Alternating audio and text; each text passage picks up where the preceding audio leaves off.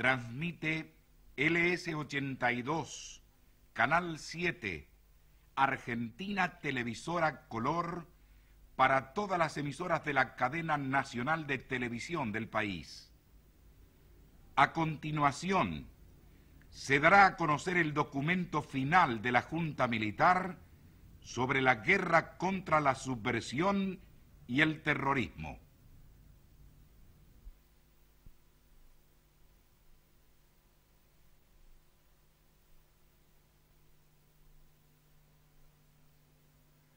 La Junta Militar presenta a la ciudadanía un cuadro del desarrollo de la agresión terrorista a lo largo de casi 2 décadas, y por su intermedio, las Fuerzas Armadas asumen la cuota de responsabilidad histórica que les compete frente a la nación, en el planteamiento y ejecución de las acciones en las que no se agotan las responsabilidades que frente a la República pudieran corresponder a otros estamentos, sectores e instituciones. Esta síntesis histórica de un doloroso pasado todavía cercano quiere ser un mensaje de fe y reconocimiento a la lucha por la libertad, por la justicia y por el derecho a la vida. Ha llegado el momento de que encaremos el futuro. Será necesario mitigar las heridas que toda guerra produce, afrontar con espíritu cristiano la etapa que se inicia y mirar hacia el mañana con sincera humildad. Su destinatario primero somos nosotros, el pueblo de la nación, víctima de una agresión que nunca mereció y partícipe invalorable y decidido de la superación final. Su segundo destinatario es el mundo de los hombres libres, al que pertenece y seguirá perteneciendo la República, fiel a su destino histórico. Se somete a la reflexión del pueblo argentino y del mundo una experiencia que la nación jamás deberá repetir, anhelando que con la misma gracia de Dios, los hermanos de nuestra América y los pueblos de otros continentes la recojan, la comprendan y la eviten. Los hechos. La República Argentina, a partir de mediados de la década del 60, comenzó a sufrir la agresión del terrorismo que, mediante el empleo de la violencia, intentaba hacer efectivo un proyecto político destinado a subvertir los valores morales y éticos compartidos por la inmensa mayoría de los argentinos. Procuraba modificar la concepción que del hombre y del Estado tiene nuestra comunidad, conquistando el poder por medio de la violencia, empleando el terror como un medio para tomar el poder. Se proponía llegar a la desaparición de la República como Estado democrático, jurídica y políticamente organizado, en una acción a nivel nacional y continental. La agresión tomó inicialmente la forma de guerrilla rural, pero sus intentos fracasaron. Su derrota en un país limítrofe marcó a escala continental un cambio de estrategia en la que progresivamente la Argentina pasaba a constituirse en uno de los objetivos prioritarios de la acción del terrorismo internacional. En este contexto, adquirió mayor gravitación el accionar del terrorismo urbano.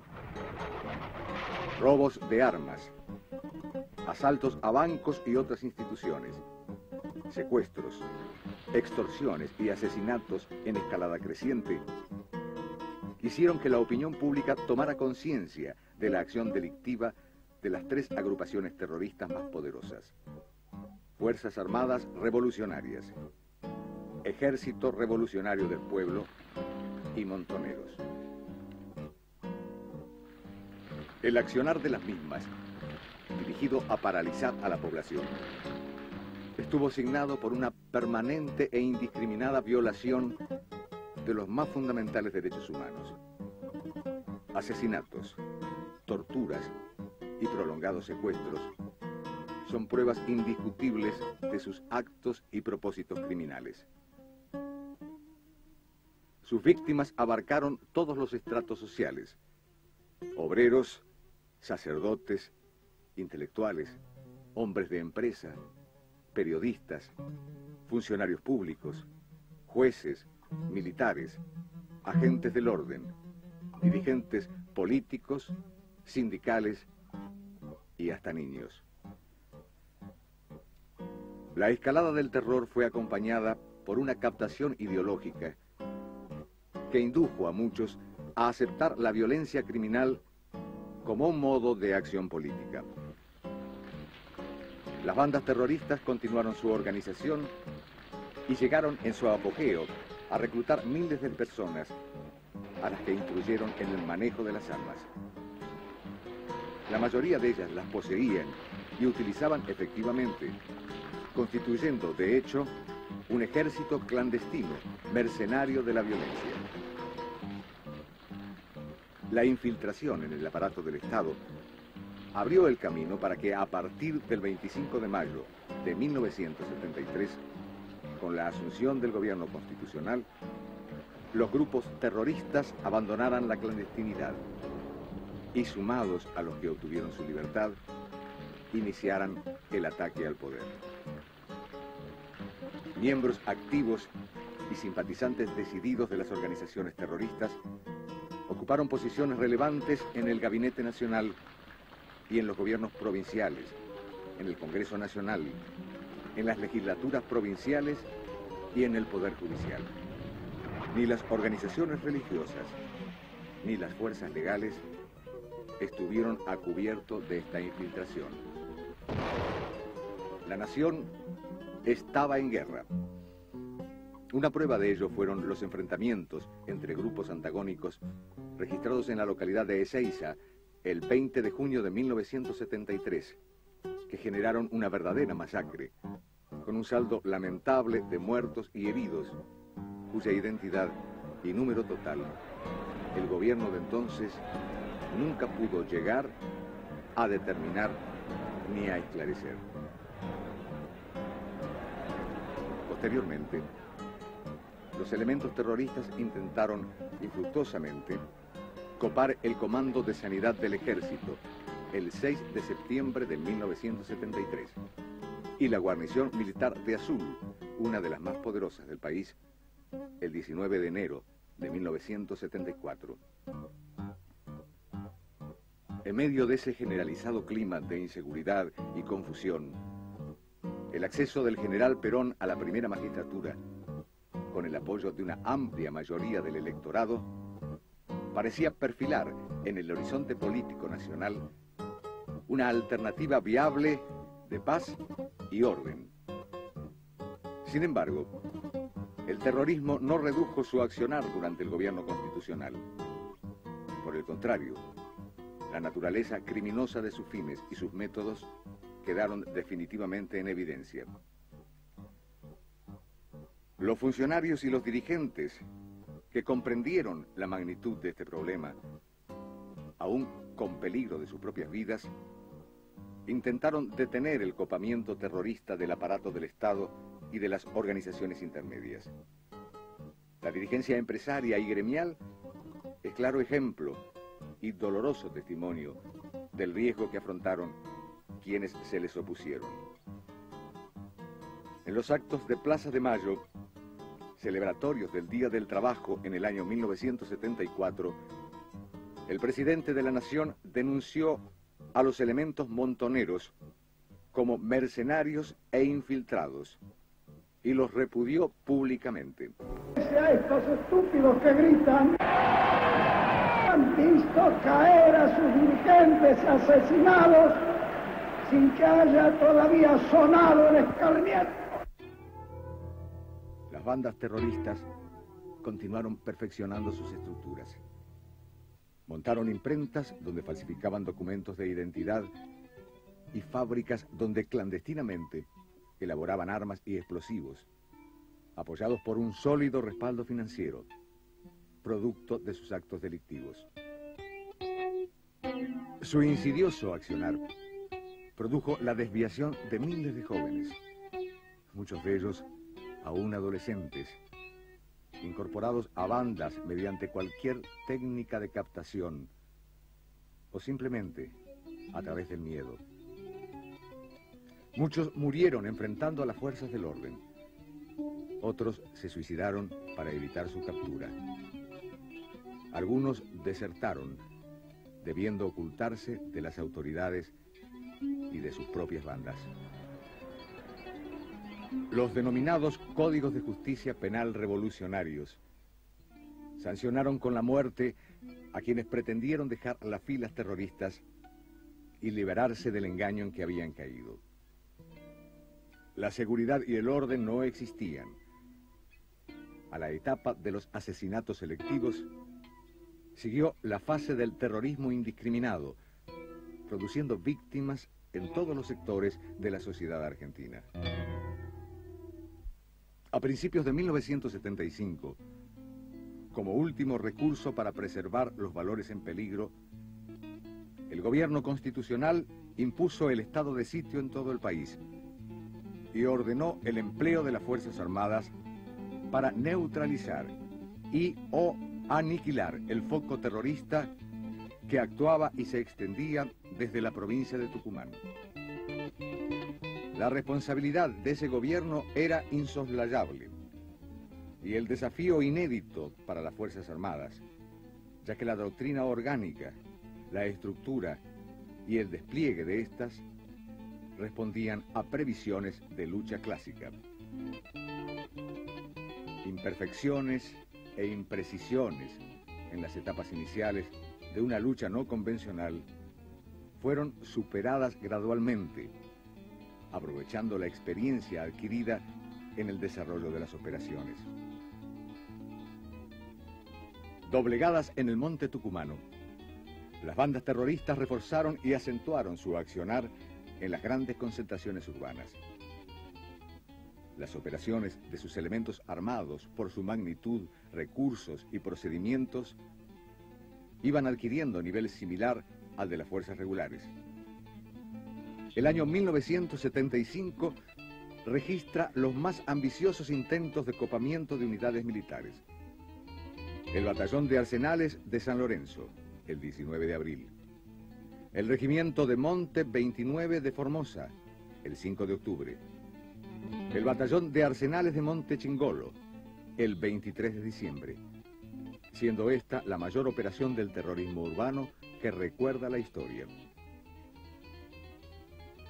Las derrotas sufridas en los grandes enfrentamientos mostraron a los dirigentes terroristas la necesidad de volver a las tácticas originarias, basadas en la acción celular e individual. Una secuela interminable de muertes, secuestros y atentados afectaron durante 3 largos años la paz de la República y la seguridad de sus habitantes.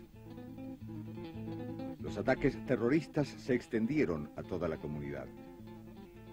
Los atentados contra la vida y los bienes públicos y privados fueron hechos cotidianos. Los periódicos de la época documentan que ese cuadro era parte de la vida diaria del país y todos sus habitantes, que vivieron y sufrieron esa experiencia, son testigos de ello. En la lucha contra el terrorismo, las fuerzas legales detectaron innumerables celdas secretas, denominadas por las bandas terroristas cárceles del pueblo. Ellas, además de haber alojado a ciudadanos de todos los niveles, en oportunidades allí mismo asesinados, fueron también usadas para castigar y ejecutar a integrantes de las propias bandas. Para tener una clara idea de la magnitud del accionar terrorista por medio de las cifras, merece destacarse que en el año 1974 se registraron 21 intentos de copamiento de unidades de las fuerzas legales, 466 atentados con artefactos explosivos y 16 robos de sumas importantes de dinero, 117 personas fueron secuestradas y 110 fueron asesinadas. El año 1976 marcaba la máxima escalada de la violencia. Los secuestros llegaron a 600 y los asesinatos a 646, con un promedio de 2 víctimas diarias del terrorismo. Se registraron 4.150 acciones terroristas entre copamiento de localidades, acciones de propaganda armada, intimidaciones extorsivas y atentados con explosivos. Un examen de la crónica periodística correspondiente a los años 1973 al 79 informa que en ese lapso, en 742 enfrentamientos, resultaron muertas 2.050 personas, cifra que no incluye las bajas sufridas por las fuerzas legales. Entre 1969 y 1979 se registraron 21.642 hechos terroristas. Esta cifra guarda relación con la magnitud de la estructura subversiva, que llegó a contar en su apogeo con 25.000 adherentes, de los cuales 15.000 fueron combatientes, es decir, individuos técnicamente capacitados e ideológicamente fanatizados para matar. La naturaleza y características propias de esta forma de ataque, sorpresivo, sistemático y permanente, obligaron a adoptar procedimientos inéditos en la guerra afrontada. Debió imponerse el más estricto secreto sobre la información relacionada con las acciones militares, sus logros, las operaciones en desarrollo y los descubrimientos realizados. Se tornaba imprescindible no alertar al adversario, no descubrir las propias intenciones, recuperando la iniciativa y sorpresa en las acciones, hasta ese momento en manos del oponente. Durante todas estas operaciones, fue prácticamente imposible establecer con precisión las bajas totales sufridas por las bandas de delincuentes terroristas y la identidad de sus componentes. Incluso cuando sus cadáveres quedaron en el lugar de los episodios, dado que actuaban bajo nombres falsos y con apodos conocidos como nombres de guerra, y porque su estructura celular, modo de operar y compartimentación de sus acciones imposibilitaron disponer de un programa más completo de los acontecimientos. Los esfuerzos realizados por las Fuerzas Armadas de Seguridad y policiales para restablecer la paz y el orden arrojaron resultados progresivos. La agresión terrorista fue cediendo y la sociedad argentina comenzó a recuperar el espacio perdido en cuanto a paz y seguridad. Los jefes de las bandas terroristas y varios de sus seguidores comenzaron a dejar el territorio nacional al vislumbrar su derrota, abandonando en el país a muchos de sus integrantes y protegiendo en otros casos su ida a la clandestinidad. Fue culminando así una dolorosa y dura etapa en la que la victoria finalmente alcanzada posee un contenido coincidente con el propio significado de la derrota de los violentos. Ello fue así porque la sociedad argentina se mantuvo fiel a sus tradiciones, leal a su conciencia y firme en su decisión. Para cada uno de los sectores sociales, la subversión elaboró y puso en marcha diversas metodologías, todas ellas convergentes al fin común de destruirlos, dominarlos o paralizarlos. Pero también fracasó al herir en sus valores más firmes a un pueblo pacífico y libre.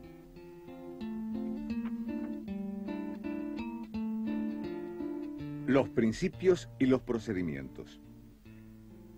La preservación y el mantenimiento efectivo del goce de los derechos y las garantías que la Constitución reconoce a todos los habitantes de la nación, es decir, la salvaguardia de los derechos humanos constituye la finalidad sustancial de la seguridad de un Estado democrático, como lo es la República Argentina, por su tradición histórica, política y jurídica.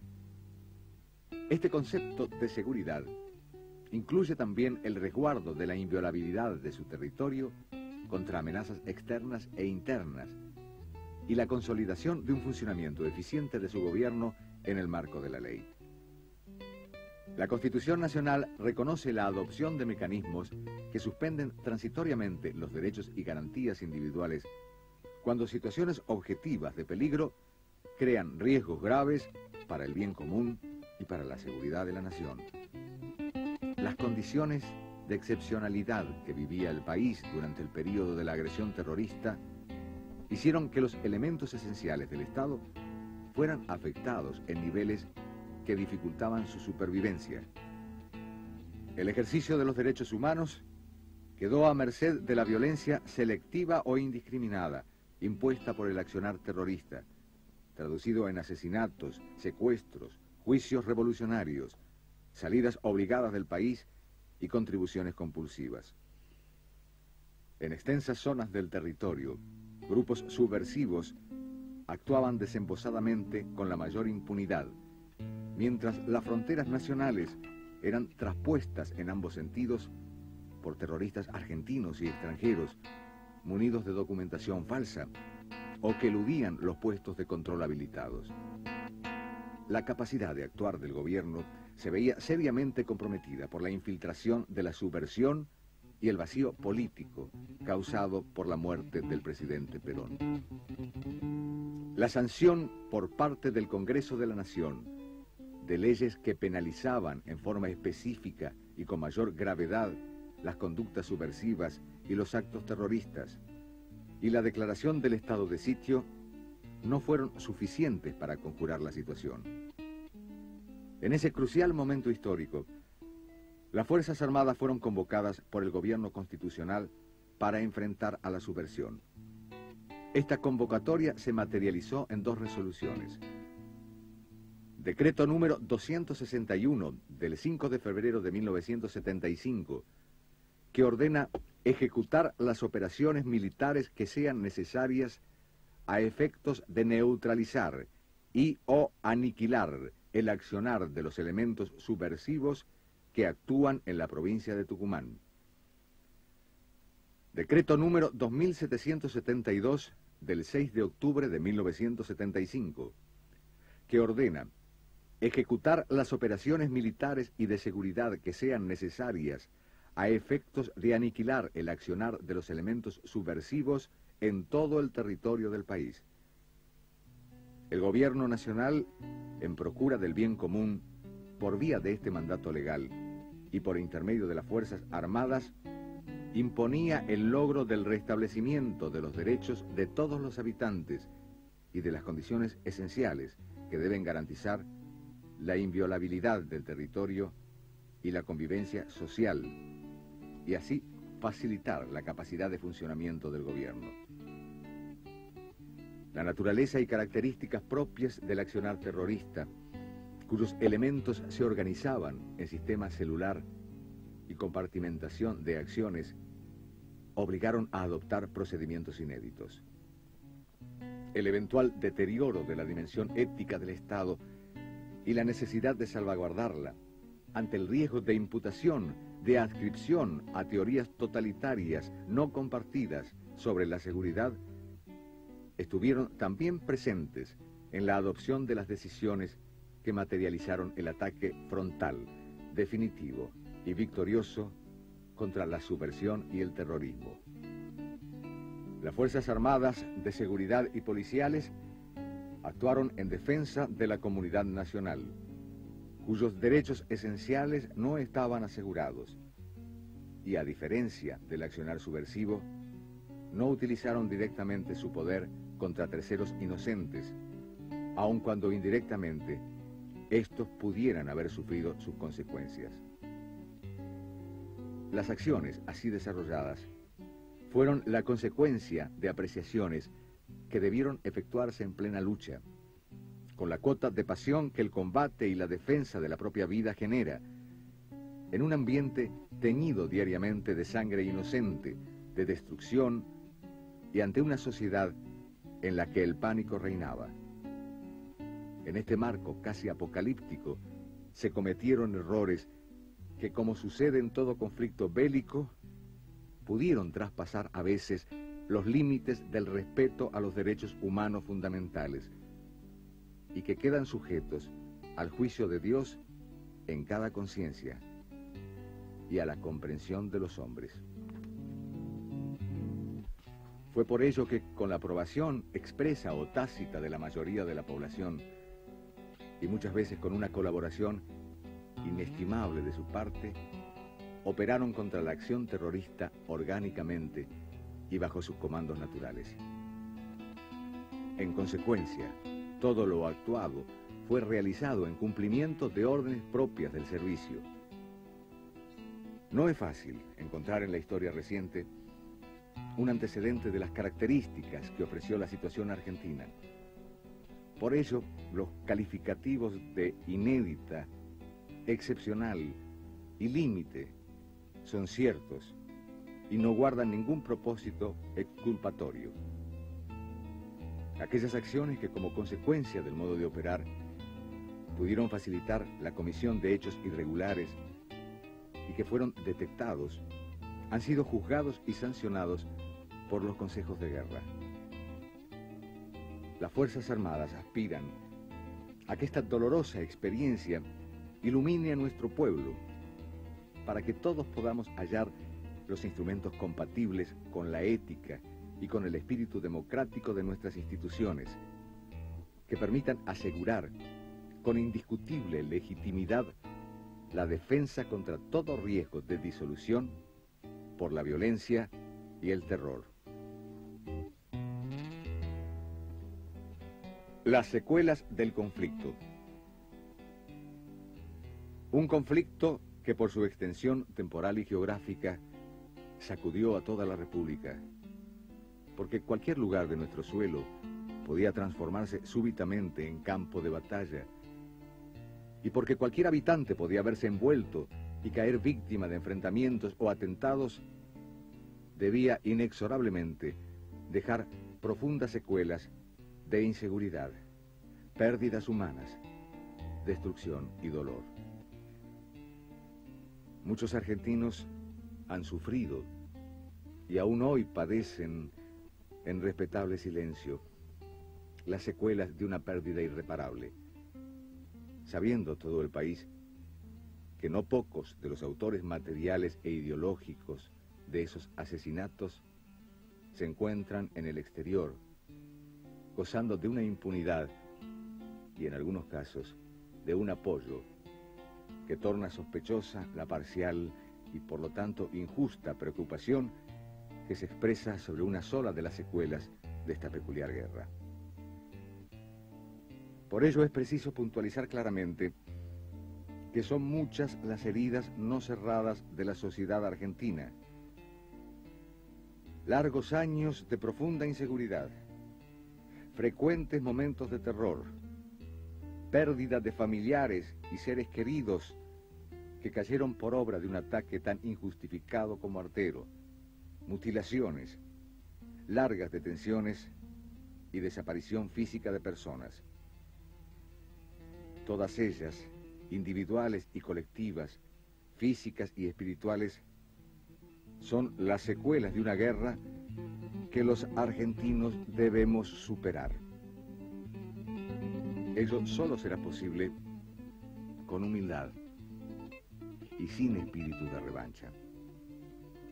Pero fundamentalmente, sin parcializaciones que por injustas solo servirán para que emerja a la superficie el dolor de quienes, contribuyendo a la paz de la República, han soportado con estoica conducta las secuelas de una agresión que no provocaron ni merecieron.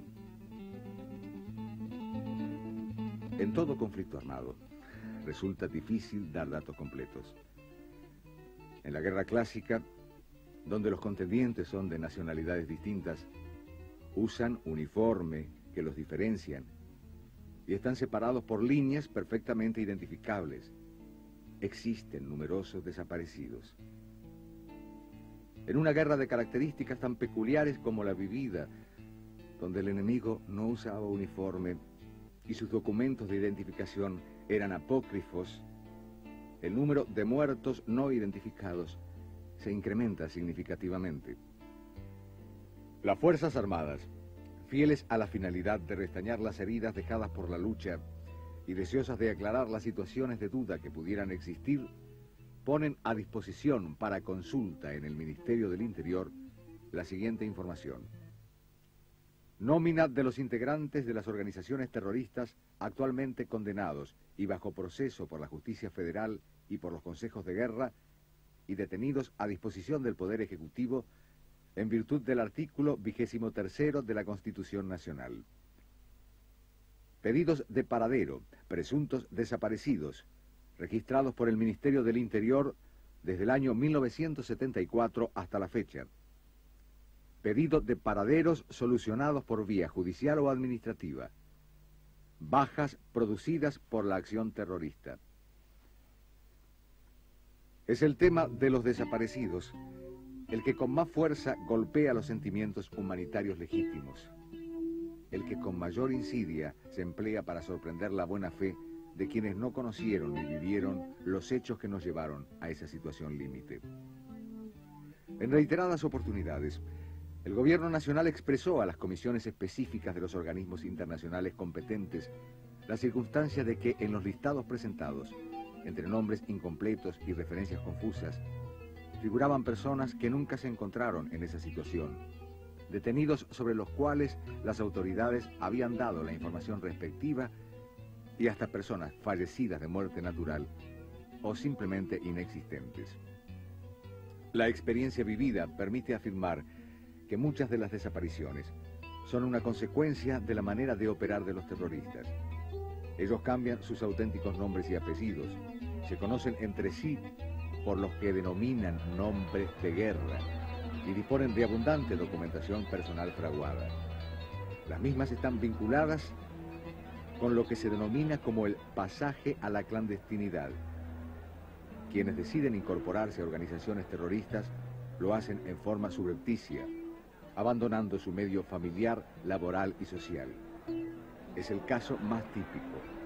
Los familiares denuncian una desaparición cuya causa no se explica, o conociendo la causa, no la quieren explicar. Así, algunos desaparecidos, cuya ausencia se había denunciado, aparecieron luego ejecutando acciones terroristas.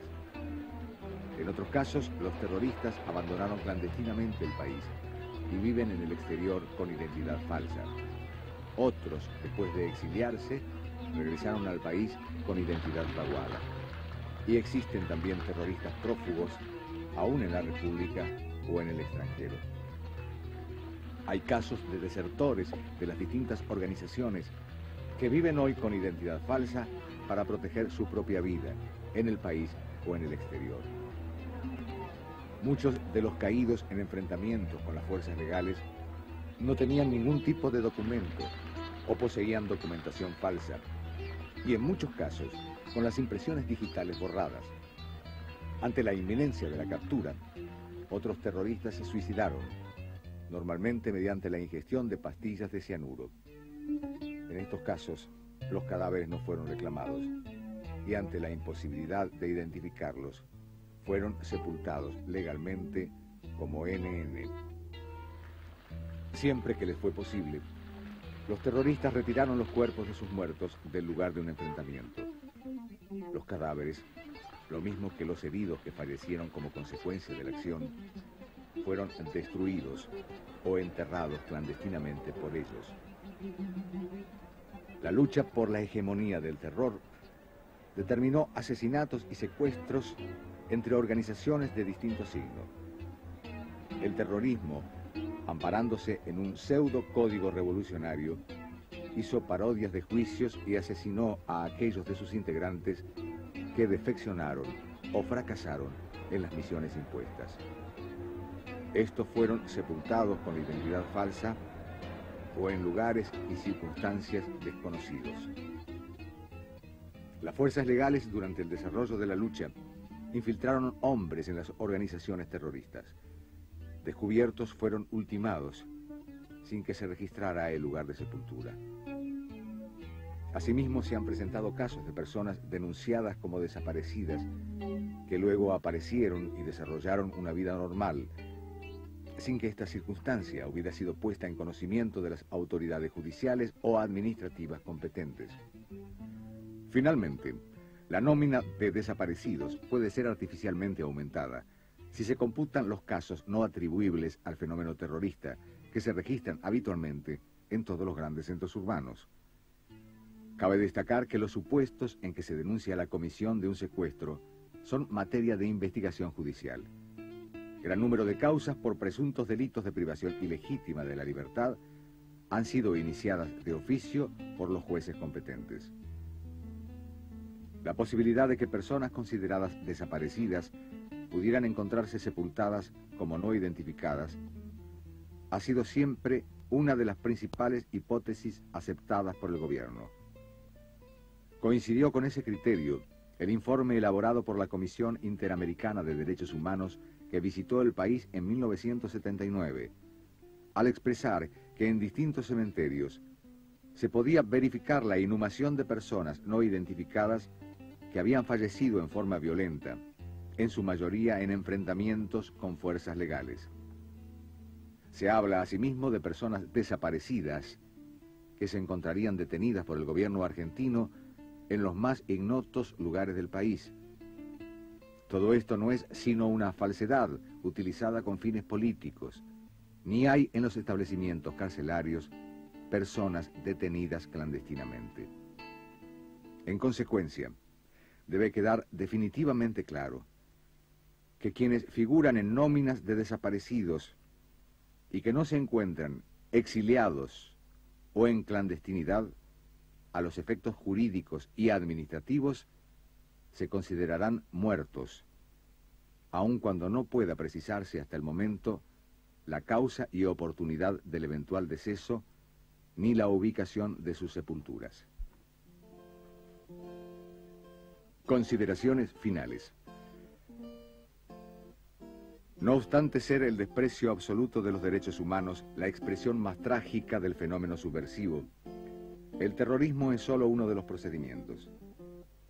La agresión subversiva existe en virtud de que antes y durante su desarrollo, la ideología de la violencia se introdujo y dominó la educación y la cultura, el sector del trabajo, las estructuras de la economía, y hasta llegó a entronizarse en agrupaciones políticas y en el aparato del Estado. La victoria obtenida a tan alto precio contó con el consenso de la ciudadanía, que comprendió el complejo fenómeno de la subversión y expresó, a través de sus dirigentes, su repudio a la violencia. De esta actitud de la población se desprende con claridad que el deseo de la nación toda es poner punto final a un periodo doloroso de nuestra historia, para iniciar, en unión y libertad, la definitiva institucionalización constitucional de la República. Para lograr éxito en este camino, es imprescindible que tengamos el equilibrio suficiente para comprender lo acaecido, sin olvidar las circunstancias que nos llevaron al borde mismo de la disgregación, como así tampoco las responsabilidades que por acción u omisión les correspondieron a los distintos sectores de la comunidad, a fin de no recorrer otra vez ese doloroso camino que no queremos volver a transitar. Quienes dieron su vida para combatir el flagelo terrorista merecen el eterno homenaje de respeto y agradecimiento. Quienes supieron sostener los principios de un estilo de vida sustentado en el respeto a los derechos fundamentales de las personas y en los valores de la libertad, la paz y la democracia, arriesgando su seguridad personal y la de su familia, cuales fueron dirigentes políticos, sacerdotes, empresarios, sindicalistas, magistrados o simples ciudadanos, merecen el reconocimiento de la comunidad. Quienes han puesto su inteligencia, buena voluntad, solidaridad y piedad, ofreciendo todo el peso de su entrega al servicio de la reconciliación de la familia argentina, son dignos de reconocimiento y respeto. Quienes perdieron la vida enrolados en las organizaciones terroristas que agredieron a esa misma sociedad que los había nutrido, más allá de las diferencias ideológicas, y unificados por la condición de hijos de Dios, reciban su perdón. Quienes han reconocido su error y han purgado sus culpas merecen ayuda. La sociedad argentina en su generosidad está dispuesta a recuperarlos en su seno. La reconciliación es el comienzo difícil de una era de madurez y de responsabilidad asumidas con realismo por todos. Las cicatrices son memoria dolorosa, pero también cimiento de una democracia fuerte, de un pueblo unido y libre. Un pueblo que aprendió que la subversión y el terrorismo son la muerte inexorable de la libertad. Las Fuerzas Armadas entregan a sus conciudadanos esta información para que juzguen en comunidad esta luctuosa etapa de nuestra historia, que como tal es un problema que toca a todos los argentinos y que todos los argentinos debemos resolver en común si queremos asegurar la supervivencia de la República. Por todo lo expuesto, la Junta Militar declara: primero, que la información y explicitaciones proporcionadas en este documento es todo cuanto las Fuerzas Armadas disponen para dar a conocer a la nación sobre los resultados y consecuencias de la guerra contra la subversión y el terrorismo. Segundo, que en este marco de referencia no deseado por las Fuerzas Armadas y al que fueron impelidas para defender el sistema de vida nacional, únicamente el juicio histórico podrá determinar con exactitud a quién corresponde la responsabilidad directa de métodos injustos o muertes inocentes. Tercero, que el accionar de los integrantes de las Fuerzas Armadas en las operaciones realizadas con la guerra librada constituyeron actos de servicio. Cuarto, que las Fuerzas Armadas actuaron y lo harán toda vez que sea necesario en cumplimiento de un mandato emergente del Gobierno Nacional, aprovechando toda la experiencia recogida en esta circunstancia dolorosa de la vida nacional. Quinto, que las Fuerzas Armadas someten ante el pueblo y el juicio de la historia estas decisiones, que traducen una actitud que tuvo por meta defender el bien común, identificado en esa instancia con la supervivencia de la comunidad, y cuyo contenido asumen con el dolor auténtico de cristianos que reconocen los errores que pudieron haberse cometido en cumplimiento de la misión asignada.